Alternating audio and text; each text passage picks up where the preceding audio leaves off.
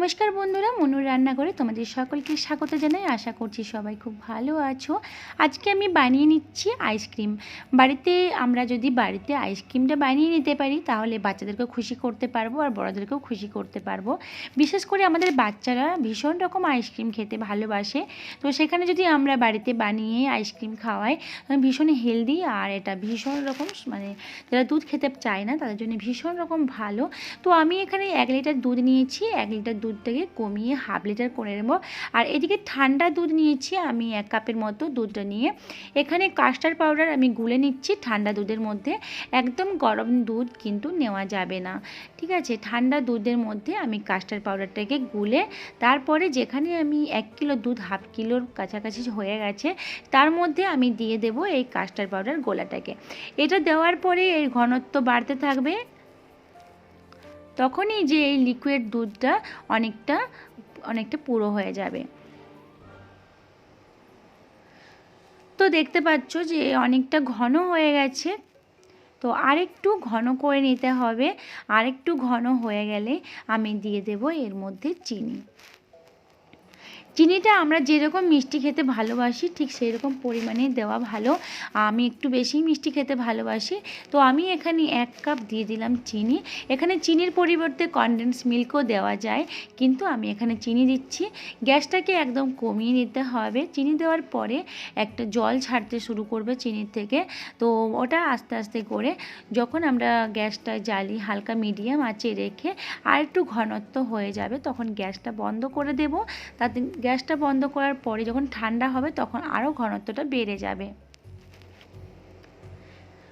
তো এখন ঠান্ডা হয়ে গেছে আর আমি এটা একটা কন্টেনারের মধ্যে, আমার বাড়িতে যে আমি কন্টেনারে আইসক্রিম খেয়েছি সেই আইসক্রিমের কন্টেনারের মধ্যে আমি এটা রেখে দেব ফ্রিজে।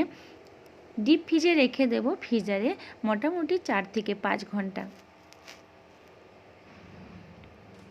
তো টাইট কন্টেনারে, যে কোনো টাইট কন্টেনারের মধ্যে তোমরা এটা ফ্রিজে রেখে দেবে ফ্রিজারের মধ্যে। তারপরে এটা 4-5 ঘন্টা পরে আমি চলে এসেছি। অনেক সময় একটু থকথকে থাকে, ওই থকথকে থাকার সময়ও কিন্তু আমরা মিক্সার ব্লেন্ডারেও এটা ফেটে নিতে পারি ভালোভাবে।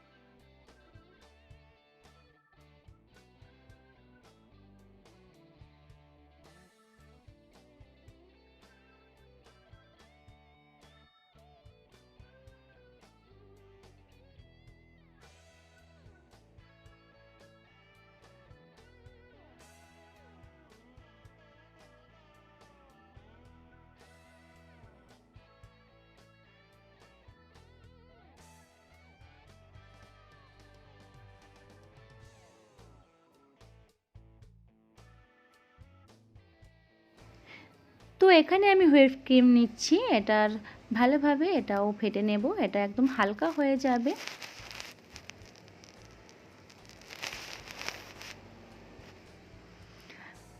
তারপরে দুটো একসাথে মিশিয়ে ভালোভাবে ফেটে নেব। বারবার বলছি এটা কিন্তু বাড়িতে না থাকলে মিক্সার গ্রাইন্ডারেও করা যায়। মিক্সার গ্রাইন্ডারের যে বড় জারটা হয় ওটা তো হয়। তো আমি এরপরে দিয়ে দিচ্ছি আমার ড্রাই ফ্রুটস, বাড়িতে আমি গুঁড়ো করে নিয়েছি সেটাই। তোমরা এখানে টুটি ফুটি দিতে পারো, চকো চিপস, যেটা যে খেতে ভালোবাসো সেরকম সব কিছু দিতে পারবে।